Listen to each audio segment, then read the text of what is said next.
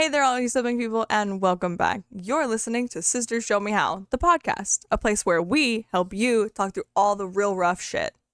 I'm Restless Rick, host of Sisters Show Me How, and your how-to sister. I'm Virtuous Vic, co-host of Sisters Show Me How and your other how-to sister.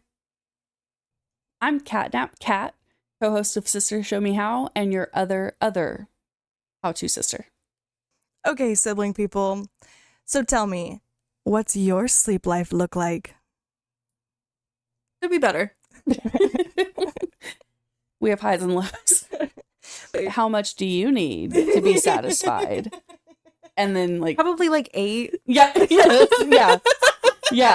I would like to say that I get better with age.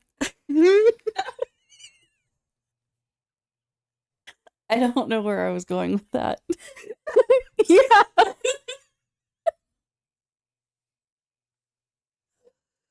What would you say? Period. Point blank. You get better with age. I feel like I appreciate sleep more as I get older. That's what I was kind of meaning. Yep. There you go. we'll cut that together. Me too. There you go.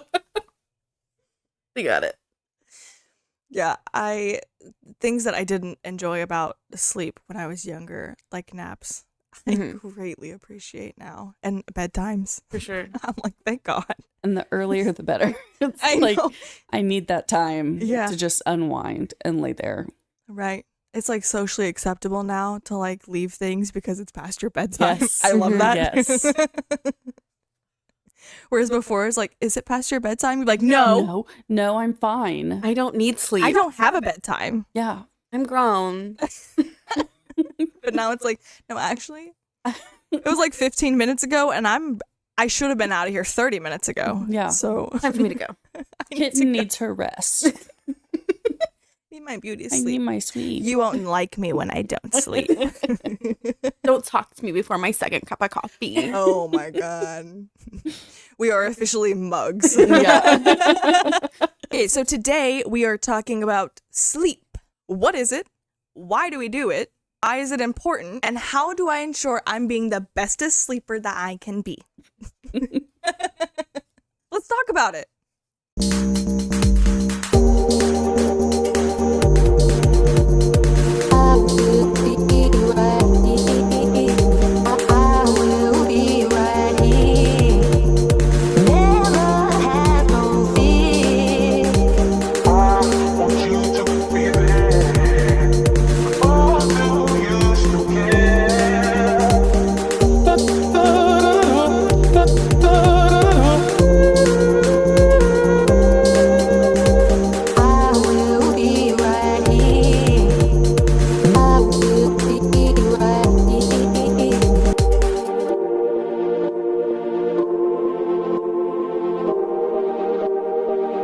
Okay, so this seems kind of silly, and I felt silly just asking the question. But in order to understand how to be a good sleeper and why you need good sleep, you have to understand what the fuck sleep is to begin with, right? Mm-hmm. And it turns out that it's actually important that I did this because before the 1950s, most people actually believed that sleep was a passive activity during which the body and brain were dormant.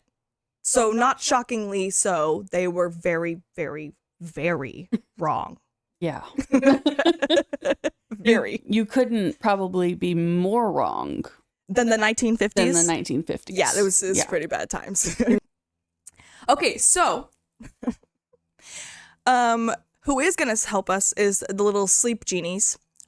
Sleep is a complex biological process that involves a period of unconsciousness where the body and brain are still completely active.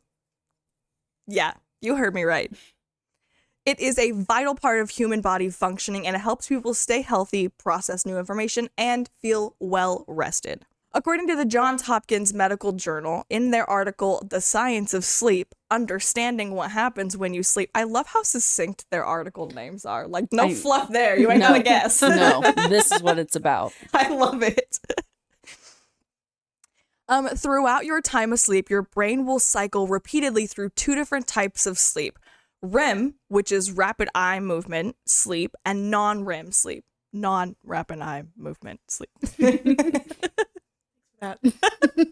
You're welcome. We needed it. I didn't even know what that meant.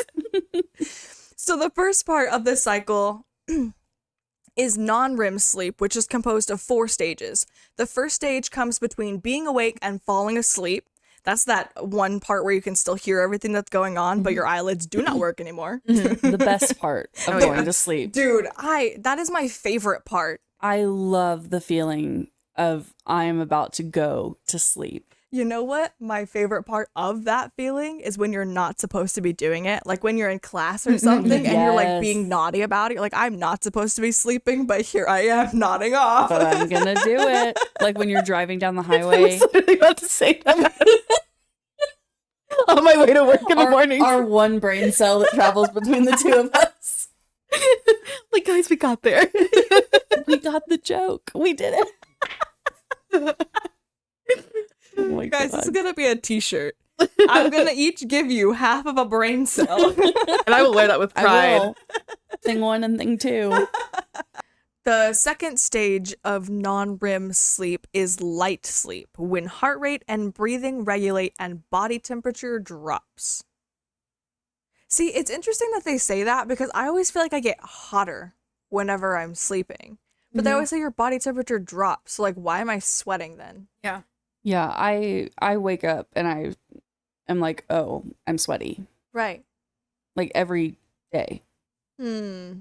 And I sleep with it very cool in my apartment. And I still sweat. So I'm like, Yeah, it's like I got 2 fans blowing on me every night. Yeah. And I set it down to like 69 every night, and I'm still sweating my ass off. So I don't get it. So we don't believe you, John Hopkins, but for now we're gonna trust it until we come back with credible evidence that says you're wrong. which is totally out there. Which is, yeah, we can always find someone to support some sort of Yes. belief. It does not matter. And that's why I said credible. Okay, so the third and fourth stages are deep sleep. And then through REM sleep, which was previously believed to be the most important sleep phase for learning and memory, newer data suggests that non-REM sleep is actually more important for these tasks, as well as being the more restful and restorative phase of sleep. Interesting. As you cycle into REM sleep, the eyes move rapidly behind closed lids, and brain waves are similar to those during wakefulness. Oh, because it stresses you out. That's why. I see. Breath rate increases, and the body becomes temporarily paralyzed as we dream. That's not terrifying at all. The cycle then repeats itself, but with each cycle, you spend less time in the deeper stages 3 and 4 of sleep and more time in REM sleep. On a typical night, you'll cycle through 4 or 5 times. If following a typical 16 awake, 8 asleep sleep cycle, which is what most people do. Mm-hmm. Or rather, 18 and 6, depending on how many hours you actually get. Oh. 7 is recommended, you guys. However you get 7 hours of sleep, 7 hours is recommended. If you're an adult. Okay, so try harder to do that. Okay, so the length of a REM cycle typically increases through the night, with the first cycle lasting around 10 minutes and the final cycle lasting up to an hour. So I bet that's why we feel like we remember that last dream the most, because that REM cycle is the longest. Yeah. That one's like a whole ass movie in your head. Yeah. Okay, so why do we sleep? The Johns Hopkins article explains that your body naturally has built-in sleep controls, your circadian rhythm, and your sleep drive. This is something I didn't know about. I didn't know what the fuck a sleep drive was. They say it's your pressure for sleep. The article states that circadian rhythms are controlled by a biological clock located in the brain. One key function of this clock is responding to light cues, ramping up production of a hormone melatonin at night and then switching it off when it senses light. I actually just listened to an article by this neuroscientist. His name is Andrew Huberman, and I referenced some of his work later on in the article, but he stated actually that this clock biologically is stationed somewhere in the roof of your mouth. Did you know that? I've heard that. Right? Yeah, So, but I've never looked into it. I've heard it. mhm. I have no idea why. Right. Like, No clue. what the fuck kind of sense does that make? Because it is triggered by the neurons in your eyes. Mhm. So you don't have to like if you're blind, you would still Right. need to see direct sunlight, but you don't have to see it. Right. Do you know what I mean? You still need to be in the presence of it, but you don't have to visually see it. That's what I mean. There. I wonder, I'm just now thinking this, if, because when we sleep, our tongue suctions to the roof of our mouth. I did not know that. It does. For babies, if they're like kind of halfway asleep, halfway awake, and you want them to like go to sleep so you can move them from their car seat or whatever, you can just stimulate right under their chin and their tongue will just, and then They're they're in a out. deeper sleep. Oh shit! Idea. She Yeah. said, "I'm gonna try that." Yeah. So I'm wondering now if that's one of the cues for that mouth brain. I don't know. I don't know. Listen, in this episode and in future ones, you and I and we will all discover that everything is connected in weird, fantastical fucking ways. And this is one of those ways. We haven't quite figured it out yet, but stay tuned and we might. We may. We might. All we know for certain is that the roof of your mouth is somehow connected to your circadian rhythm and the foundation of holding on to your circadian rhythm. Andrew Huberman, if you ever want to come help us out, we would love Yeah. an expert clarification, Yeah, please. please. Okay, so the John Hopkins article also states that the sleep drive also plays a key role. Your body craves sleep, much like it hungers for food. Throughout the day, throughout the day, your desire for sleep builds, and when it reaches a certain point, you need to sleep.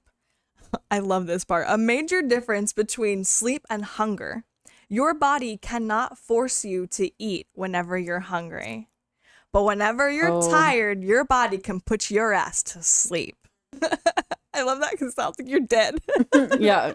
It can put your ass But to really, sleep. It will power you off. And stand by. Yep. Good luck.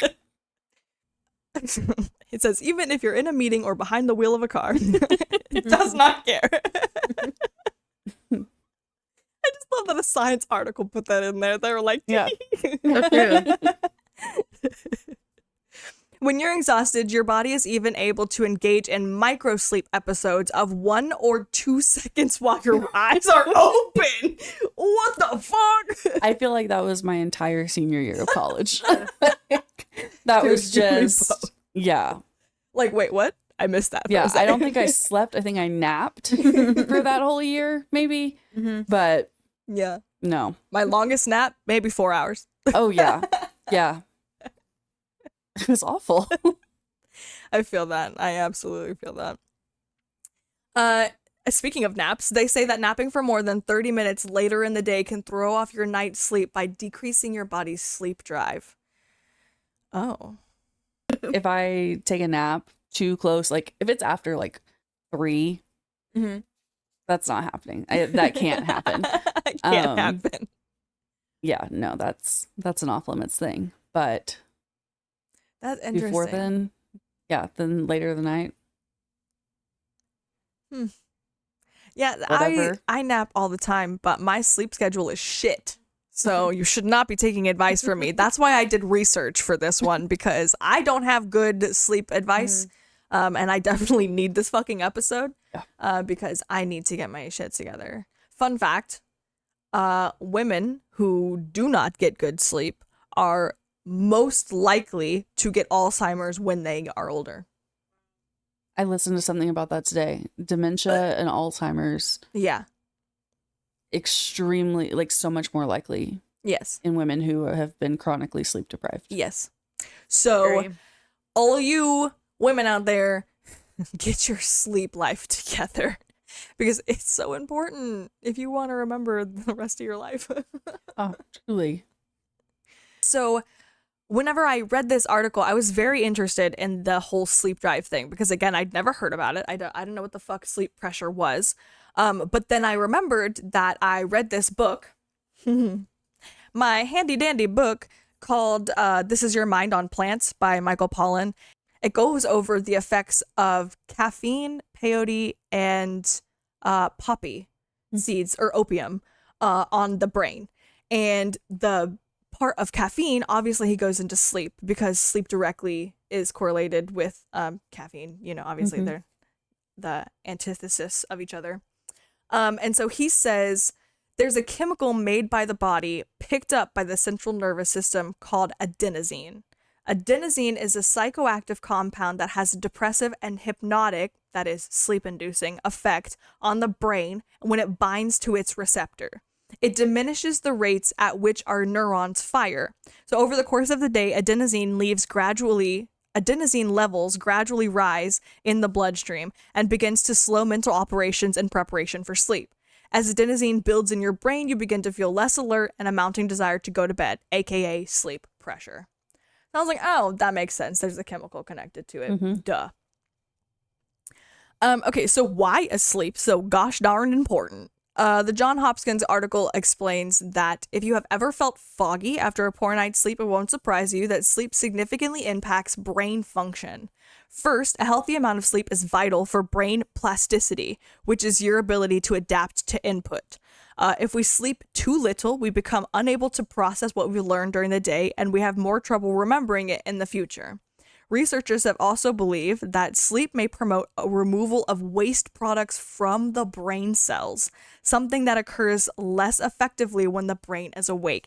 This is so funny too, because I have always referred to any kind of mental health disorder as dirty brain syndromes, because I think that the way our current society labels everything, even though it's on a spectrum, everything makes it more easy for us to crutchify those diagnoses rather than actually find the root of the problem and fix those things. And so I like to call it dirty brain syndrome. So let's just deal with the symptoms as they come. Let's not label it as something. You know what I mean? So it's funny that they say that that is actually a thing. Your brain creates waste products and sleep helps clean it up. That's very funny to me. In like a kind of way, not like a haha kind of way. Sleep is vital for the rest of the body too. When people don't get enough sleep, their health risks rise. Symptoms of depression, seizures, high blood pressure, and migraines worsen. Immunity is compromised, increasing the likelihood of illness and infection. Sleep also plays a role in metabolism. Even one night of messed up sleep can create a pre-diabetic state in an otherwise healthy person. What the fuck? Yeah, what? Sugars and sleep are connected. Who'da thunk it? Yeah, insane. That's wild. Okay, so the Sleep Foundation, your trusted sleep advisor, so they quote, lists the following reasons why good sleep is so imperative. 1, learning and memory consolidation, which we already talked about. Sleep helps with focus and concentration, allows the brain to register and organize memories, all of which are vital to learning. Also, emotional regulation. Sleep helps regulate emotions and better manage the physical and psychological effects of stress. Next is judgment and decision making.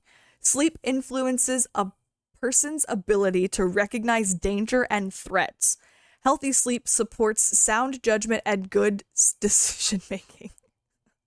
I'm gonna blame all my poor decisions for the rest of my life on a bad night's sleep. Okay. Didn't get much sleep. Didn't get much sleep. You can't blame me. Sorry. Sorry. Like, ma'am, you ran 3 red lights back there. Yeah, sorry. I'm just running on like 3 hours of sleep. I'm so tired. every missed hour of sleep means one missed hour of one missed light at the intersection. So I'm on par. What do you want from me? Yeah. Sorry. Okay. Sorry. I was taking a nap. We're not supposed to do that. All right. Should I put it in park next time? Another reason sleep is so imperative is problem solving. Research shows that sleeping on a complex problem improves a person's chance of solving it. So when someone says, I'm gonna sleep on that, that's probably a good thing. They might actually think about things. It also helps with energy conservation. Sleep allows people to conserve energy through an extended period of reduced activity. Not no activity. Not no activity. Reduced. Interesting. Growth and healing. Sleep provides the growth hormone necessary for the body's tissue to grow and repair damage. Oh, interesting. See, I thought it was talking about like mental growth and healing. But no physical. I mean, Mental, yes, too. sure. Could be both. ¿Por qué no los dos? Yeah, ¿por qué no los dos? Yes, and. Yes, and I love that. Good sleep also helps with immunity. Sleep supports immune function, allowing the body to fight off diseases and infections. So how can you at home be a good sleeper? These are tips I definitely need. Some tips and tricks from all of our sleep experts from this episode. Firstly, the 20-20-20 rule. 20 minutes of bodily movement daily. Again, this is not running the treadmill at the gym and, whatever. This is just moving your fucking body for 20 minutes. That's it. It could even just be standing up and stretching or sitting and stretching. Doesn't matter. Just move your body somehow. Yep. 20 minutes of natural daylight daily. This is actually very, very important because it sets and controls your circadian rhythm, which is the foundation of your sleep patterns. And yes, it does have to be actual daylight. The regular like LED lights and like lamps and your phone, like that is not enough. It's not going to set the circadian rhythm the way that it needs to be. And actually, I listened to the same episode from Andrew Huberman on sleep. There was like 2 of them. It is preferable to your body to get sunrise and sunset daylight because of the specific hues that are in and the specific light temperature in those changes of light. It affects your body in some specific way. Again, I'm not a neurobiologist. Sleep is not my expertise. So that makes sense. Yeah. It is important that we see both. Because if you are only seeing the night one, if you're waking up in the afternoon, that is setting your circadian rhythm. So your circadian rhythm is going to be naturally later if you are continually only seeing sunset and never sunrise. So you'll think that you're a night owl, which in actuality, very few of us are actually genetically programmed to be night owls. There are some of us, I'm not going to lie. There are some of you weirdos out there who are actually genetically proven that you exist better at night, but most of us do not.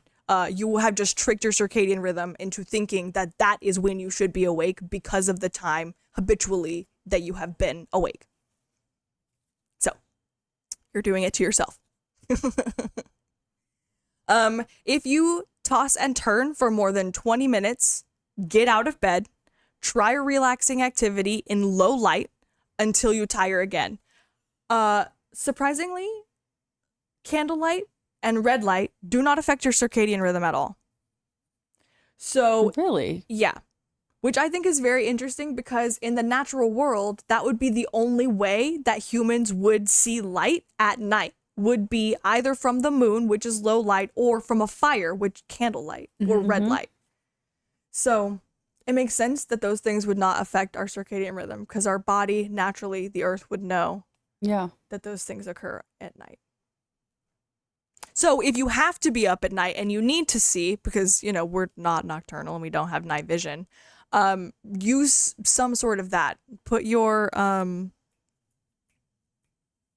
night lights low and make sure that they're not like exceedingly bright.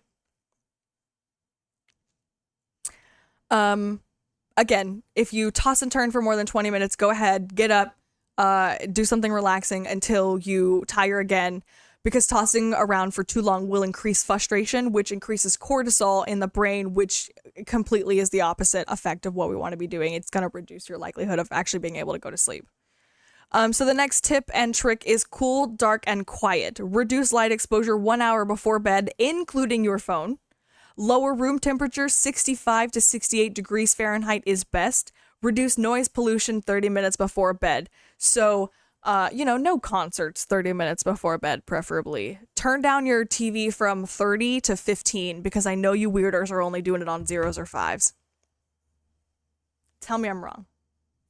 I don't, but I A lot don't of people either. I know I think it's do. fucking weird. I just Do do it you? to whatever I I have no sounds great. preference. Wow, We're we're weird. all a bunch of weirdos I was like, here. we're the weirdos. I love that. My partner is psychotic about it. If I put it on 37, he's like, "What's wrong with you?" And Yeah. I'm like, "What?"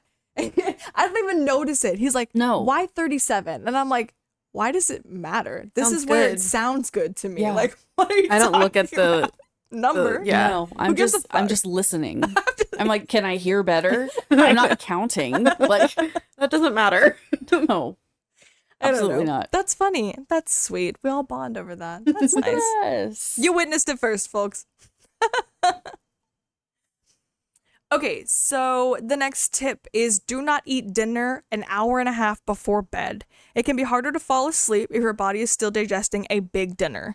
Try to keep food-based sleep disruptions to a minimum by avoiding late dinners and minimize especially fatty or spicy foods. If you need an evening snack, opt for something light. Got it.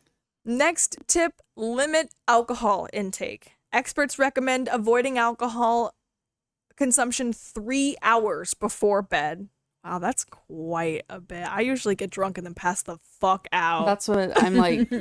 You're drinking and staying awake for 3 3 hours. That's wild. What?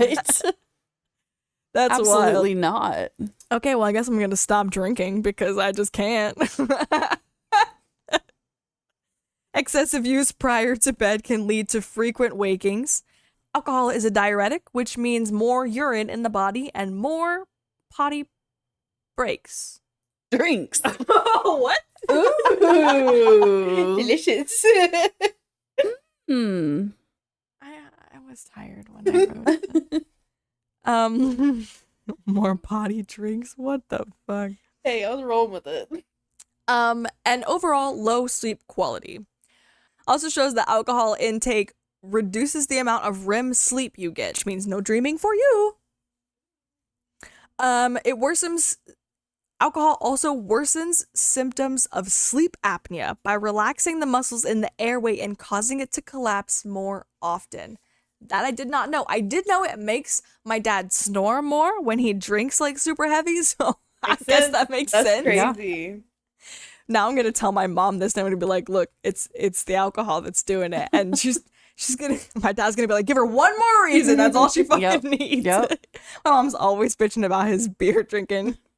It's like, "Stop drinking," and he's like, "You're the reason I drink." Oh my god. Yeah. They also say limit nicotine use and smoke exposure. Damn, I should not let my dad listen to this at all. He's like, okay, this seems targeted. Maybe like it was about me. Yeah. And I don't care for that. I don't really like it. I don't like that. Exposure to smoke, including secondhand smoke, has been associated with a range of sleeping problems, including difficulty falling asleep and fragmented sleep. Nicotine is a stimulant and has been found to disrupt sleep when consumed in the evening time.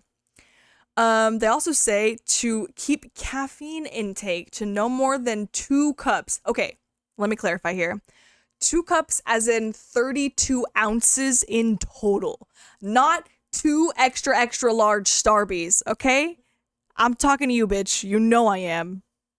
All of you. And you. I only have one a day. Okay. Yeah, I'm good. I love coffee, All right. but I have one a day. Okay. Miss my breakfast is smoking caffeine. Hey, that's the only one. Of Queens. Okay, so approximately 200 milligrams of coffee. Here's why. Again, our handy dandy Mr. Pollan. I think it's so funny that his last name is Pollan and he wrote a book on plants. I was thinking that when you said that the first time. I was like, oh. Binomial nomenclature. Isn't that, I think what it's called when you like end up chasing after something That you're named after? You're named after. Yeah. Wild. Yeah, that's funny. It is one of my favorite coincidences on earth. So Mr. Pollan describes in his book that different psychoactive drugs and their effect on the mind. His lesson on caffeine left a huge earwig in my brain, and I have not stopped thinking about it. Which is why I even thought about this one for the whole episode. He says that when caffeine beats adenosine to its receptors, So again, we're talking on a chemical level in your brain. When caffeine beats adenosine to its receptors, the brain no longer receives the signal to begin tuning out the mental lights. Even so, adenosine is still circulating in your brain. In fact, its levels continue to rise, but because the receptors have been hijacked, you don't feel the adenosine effects. He goes on to describe an interview he had with Matt Walker, the author of Why We Sleep.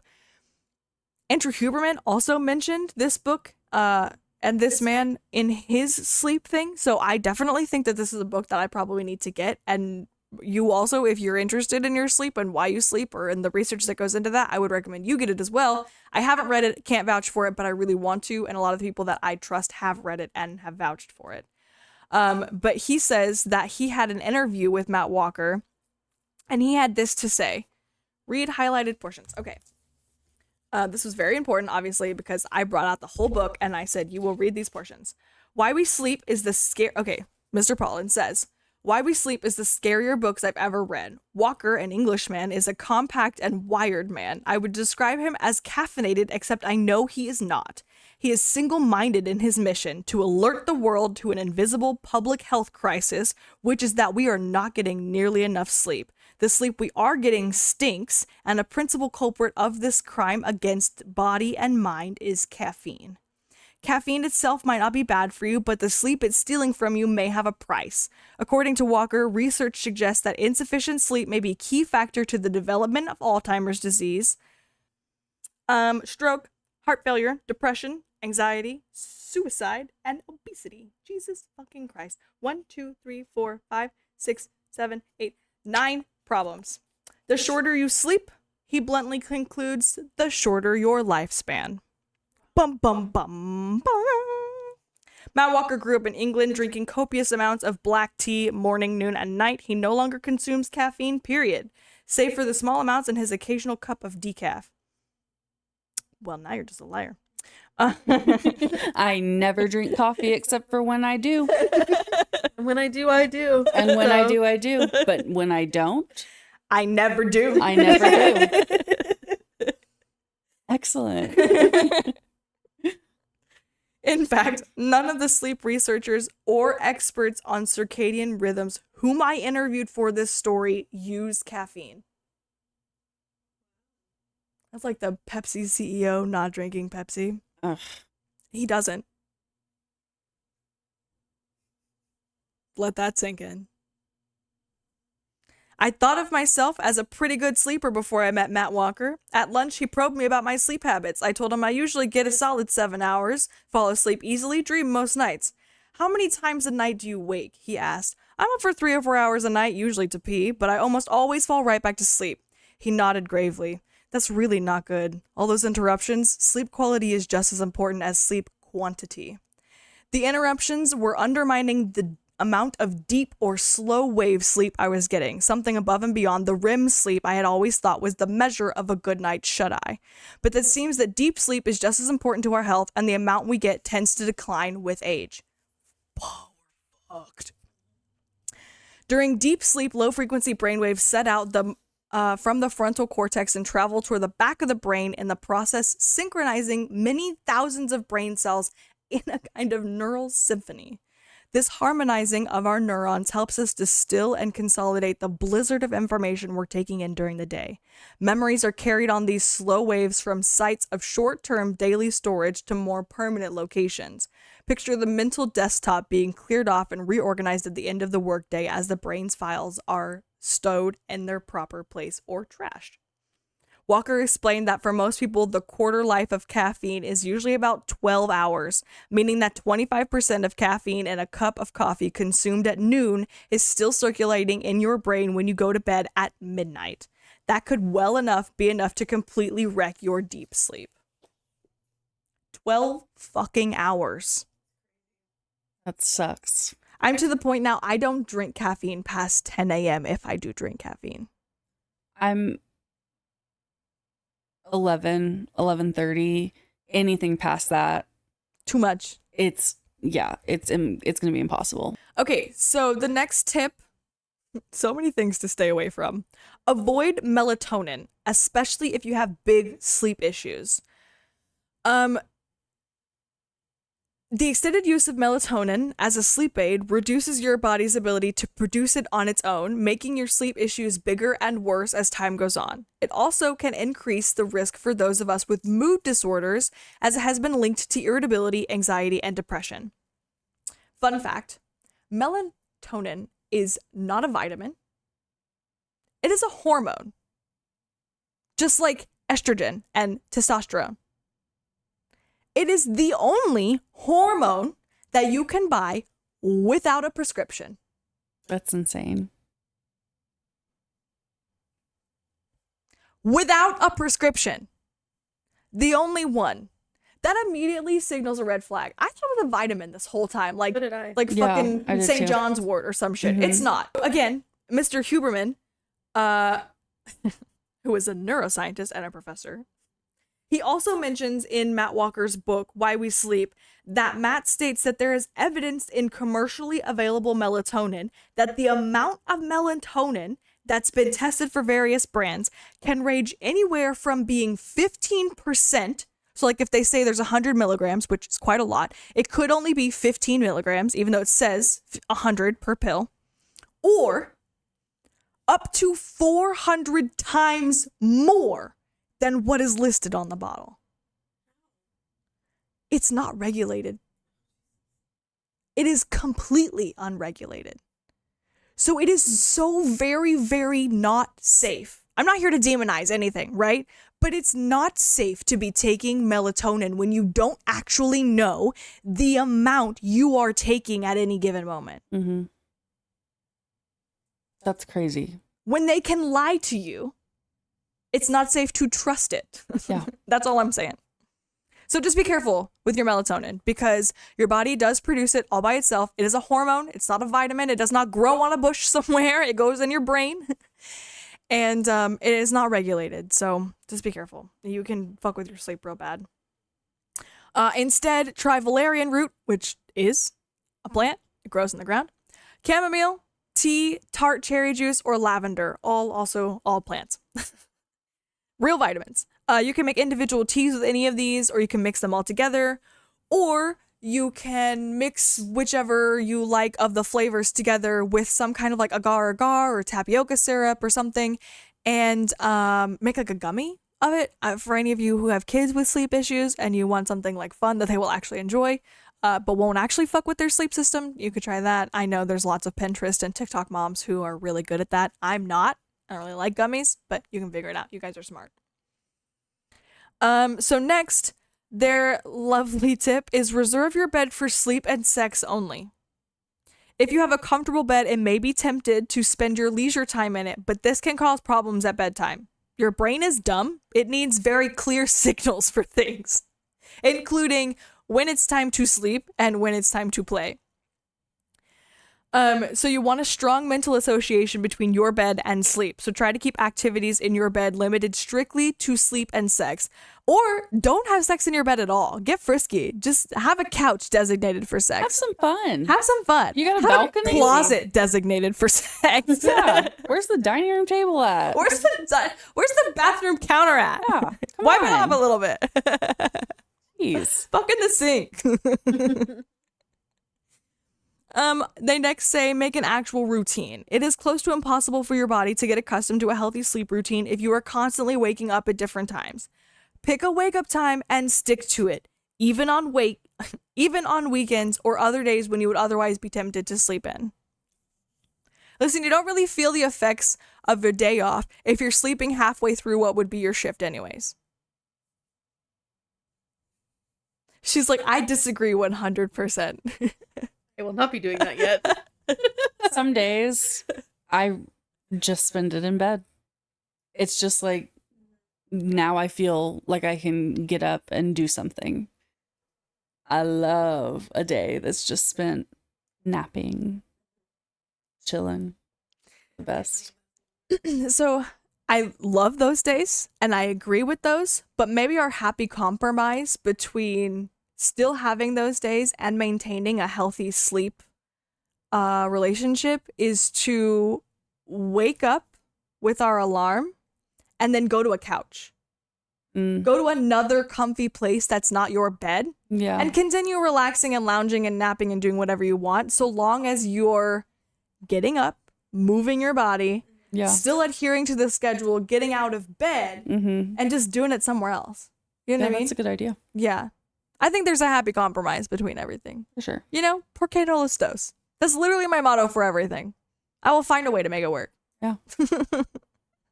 I sacrifice nothing. Okay, so make a routine and stick to it. Their last tip is to make your bed inviting. Oh my God. This is going to be my excuse for everything. Fun fact about Rick is I love to buy bedding. I love pillows. I love blankets. I love big, fluffy, comfy things. Hence all my fucking Hello Kitty stuffies. I just love things that are fluffy. And so I have probably 3 complete bed sets that I could put on at any time. I'm a psychopath. Make sure your mattress is comfy enough to want to sleep in, but firm enough to support your little body without any aches or pains. Your sheets and blankets play a major role in helping your bed feel inviting. Look for bedding that feels comfortable to the touch and will help you maintain comfortable temperature throughout the night. We don't want a sweaty bitch. We want a cool bitch. I know I don't want a sweaty bitch. I don't know about you. You look like you like a sweaty bitch. That face. I'll pass on a She sweaty said, bitch. I'm immediately offended, actually. I am. Yeah. Okay, so now that we've done the research, let's go ahead and get personal. How do you feel about your sleep life after all this? Bro, I know mine's fucked. Fuck. It is not great. I saw some areas for improvement. If there had to be something. Yeah. A couple changes I could make. Primarily, probably the scrolling in Yes. bed, Yeah. laying there, Mine is limited looking, screen Yes. yeah. looking at the terrible box flashlight Yeah. that just tells me all the worst news in the world. I know, and right before bed, like that's Yeah. really the last thing we need is the cortisol increase right before. Because that's When- all social media does at this point. Yeah. Yeah. In one of the previous episodes, we talked about I set like a boundary where no bad news after 7 p.m. None. I should really have like a no social media rule. Just love to lay there and scroll till I get so sleepy. My favorite. Yeah, man. Okay, so what can be our compromise though? If we like to scroll but we know it's bad for us, what can we do that will feed that without I think for me, I'm going to maybe try if I do want to scroll, that's fine. But I got to do it on the couch, not in bed. That's a That good feels idea. like doable. That's a good idea. And then go to bed Right. and the phone's done. Right. Until like you start to feel like you're gonna fall asleep. Yeah. And then leave it. Right. So we can compromise. We can do that. Compromising cat. Yeah. Compromising cat. That's right. Hey. I feel like this episode really shined a light on how much I'm fucking over my sleep. I tried to justify the way that I sleep in my research because the internet will give you whatever you want, right? And okay, here's me tattling on myself. Here's what happens normally. I work a 5 a.m. shift. Usually come home around 1:30. I will change and pass the fuck out for like 3 hours. I'm lying to you. It's usually like 4 or 5. And then I will wake up for like 3 or 4 hours, and then I will go back to sleep for another 7 hours. I'm fucking useless. When I was previously in a job where I did 5 a.m.s, I did the same thing. Not 4 and 5 hours, but at least 2 to 3. As soon as I would get off, I was just like, I'm exhausted. I think it was because like I was waking up in the middle of the night, Mhm. right? Yeah. And just didn't feel like I completed my sleep. Yeah. It sucked. And I felt that where it was like, I contribute nothing. I'm sleeping all day. I'm waking up just enough to shit and eat and go back to Go back sleep. to bed. It's no good. So I'm just gonna have to stay up, I guess. Or because Andrew Huberman did state that like naps are fine, but they have to be under 30 minutes. They Cat have nap. to be. Yeah. Oh, cat nap. When they say the title of the movie in the movie. We're Deadpool now. Yeah. No difference between us. All I'm saying is I've never seen Cat and Deadpool in the same room. And you never will. Well, Ryan Reynolds comes on the show. Yeah. he's like, let's not do that again. He's like, that was really uncomfortable for me. That was my least favorite episode of the pod.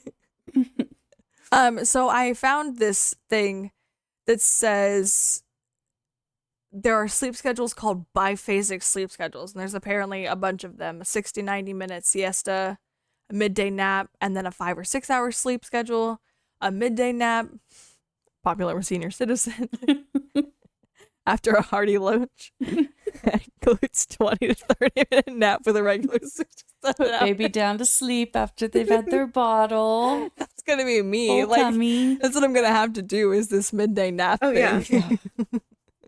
Oh my god. For sure. My partner already makes fun of me. He calls me either a 5-year-old toddler because I need my nap or an 85-year-old woman because I need my nap. Yeah. One and the same. Life is secular. Okay.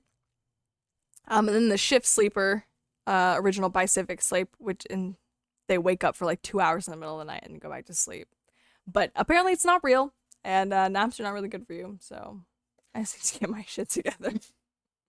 Okay, so for the activity today, I found an Epworth sleepiness scale. It's actually found on the CDC websites for the NIOSH training, which is for nurses and on-shift works for long hours.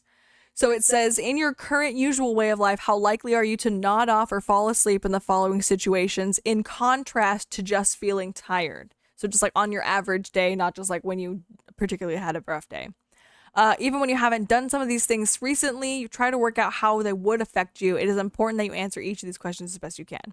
So the situations that they set up are sitting and reading, watching TV, sitting inactive in a public place, as a passenger in a car or for an hour or more without stopping, lying down to rest when circumstances permit, sitting or talking to someone, sitting quietly after a meal without alcohol, dude, I'm passing out immediately, in a car while stopped for a few minutes at a traffic light. And they ask you to answer on a scale 1 to 3, 0 to 3, 0 being would never nod off, 3 being a high chance of nodding off. So we did these previously, and you were supposed to add up your score for each one of these. I'll add the link of this into our description so you guys can do this on your own if you want to. But if your score totals greater or higher, it raises concern for your sleep pattern. You may need to get more sleep, improve your sleep practices, or seek medical attention to determine why you are so sleepy. So Vic, what was your activity response? 11. So you're a sleepy bitch. I am a sleepy bitch. Has been I always have determined. been. Always have been, always will be. Okay, so give me 2 things that you're gonna do to improve your sleep. Definitely, limits earlier. Okay. So not. Okay. I'm really bad A about little that. treat. Just I'm a like, little give me a treat. handful of Oreos and a glass of milk. I'm gonna eat it. That's And I'm gonna fall asleep. Okay, so how are we gonna enforce these things? Through timers or what? Oh, I didn't even think about that. I was just gonna Yeah. not do it. What? Yeah, fuck you. I was just going to use my willpower. Just gonna see where it goes and try actually not to. I'm not great at putting boundaries on myself, so I think I just need to do it.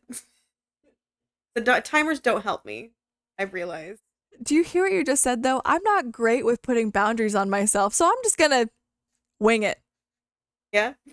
No, that means we practice putting boundaries on ourselves. So how do we put a boundary on our sleep things? What's something that will work for you if timers don't? I guess basing it on when my child goes to Okay.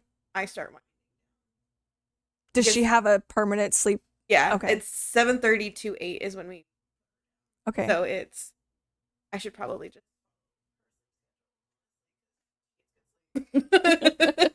She's She well said- rested. Yeah. She said, I'm using all my sleep discipline on my daughter. No, every morning she comes into my room and she goes, I slept good, mama. And I said, period. Period. Sweet girl. Good. Okay, that's great.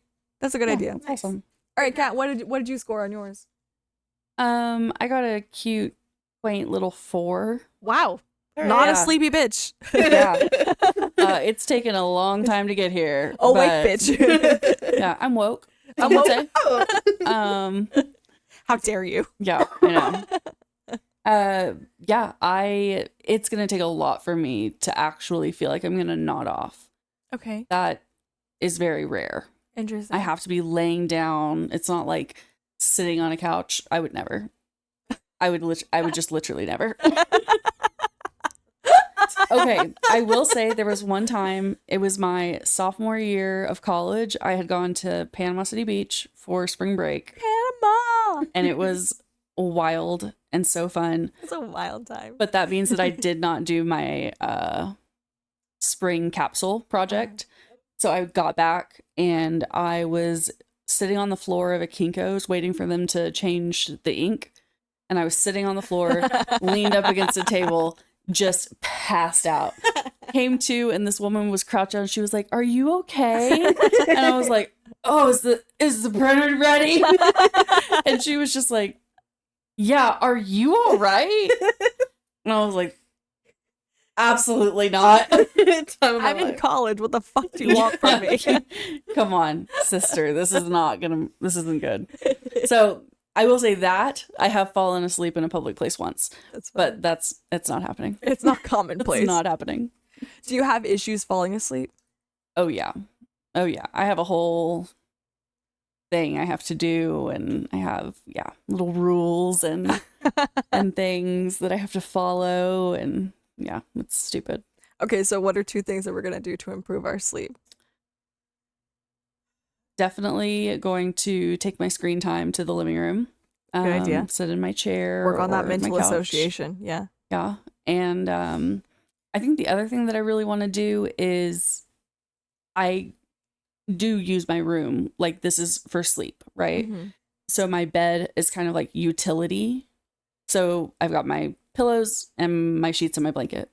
And I think if I spruce it up a little bit, add some color, add some like things that I actually like, Yeah. lots of comfy stuff, Mhm.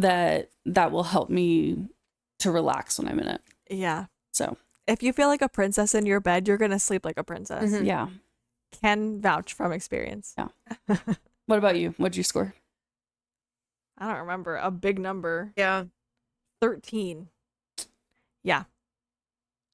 And Sleepy bitch. big sleepy bitch. Big sleepy bitch. What do you think about that? Does that feel true? Yeah. Yeah, I've been feeling lately that my sleep and I are in a toxic relationship. I think he's beating on me a little bit. Or I'm beating on him. I'm not really sure which way this is going. But either way, someone's getting beat up and we're not having a good time. Yeah. Yeah. So, in order to improve my sleep schedule, one, I'm going to stop napping because clearly I can't adhere to a 20-minute time schedule. Either that or I'm Yeah. just going to have my partner just throw a bucket of cold Yeah. ass water on me. Yeah. You're up. You're up. Fine. Just like pull the couch out from underneath me, drop my ass. Rip the blankets off of you. And just, 20 minutes. It's right. So, no more napping. And one more that I think will really solidify, waking up at the same time every time. Yeah. Because I do enjoy being up at 3 a.m. It makes me sound like a psycho, but I do enjoy it. I feel like before the sun's up, that's kind of like me time. And I do like my 10 minutes of silence. And I want to start doing yoga on my days off during that time because no one's really awake. And it's just nice to like be by myself and then to watch the sun come up at 7 o'clock. Then I'm like, okay, now I'm going to go take a shower and like do my day. But if I sleep, past that, I just feel completely useless. So That does sound really beautiful. Waking up that early. I will never put that into practice, but that does sound really beautiful. I love that for you. I do. That sounds so wonderful. It is nice when I do it. When I do it. We're children still. All right, sibling people, after all is said and done, my sisterly advice would be do your mind, body, and spirit a huge favor and start prioritizing your sleep. You're not you when you're sleepy, babes. So chew that over and then come back next time so we can talk about what to do next.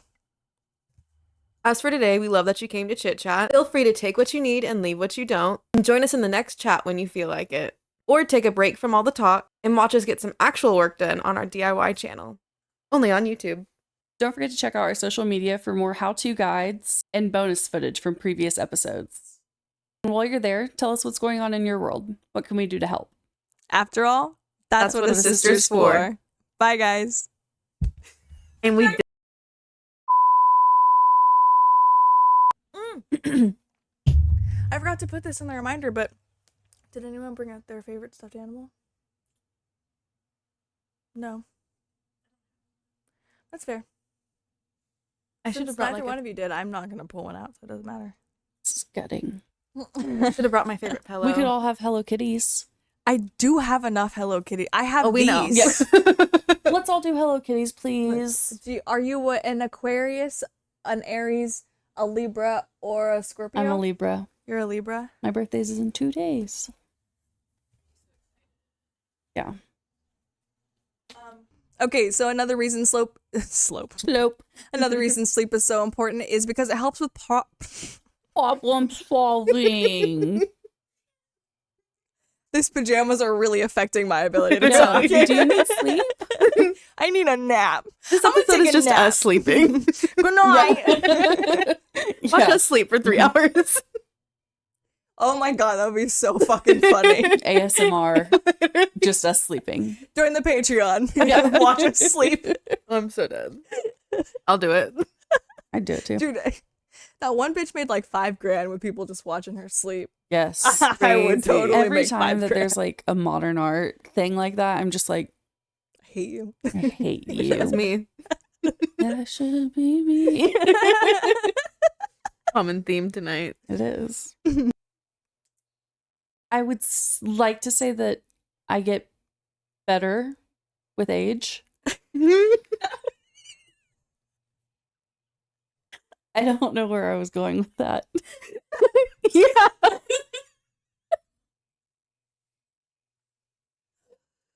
What would you say?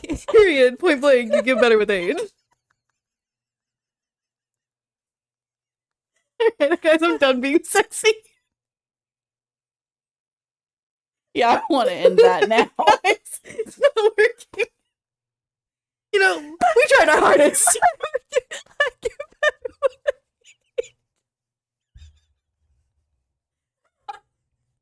I have no idea where that came from. It was good though. Oh, You like I blacked out. How'd it go? That was good. All right. I just transcended.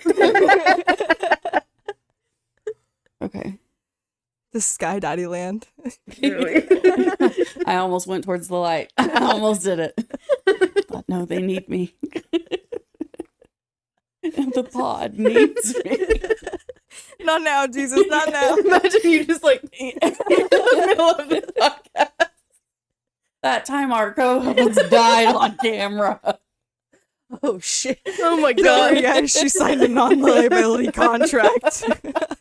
There's no way I'll get sued for this. Oh god. We can God still damn it. post it, it'll be fine. Just put like a Hello Kitty over her. Keep it filming, guys. Go to our Patreon to see the unedited version, which exposes her dead body. We lug her off cast. Oh my This is gonna god. be a long night, guys. We're having too much fun. Shit. My kidneys hurt. All right. We all needed that. That was a good start. Excellent work, guys. Same place next week, right? Yeah. Aye, aye, Captain.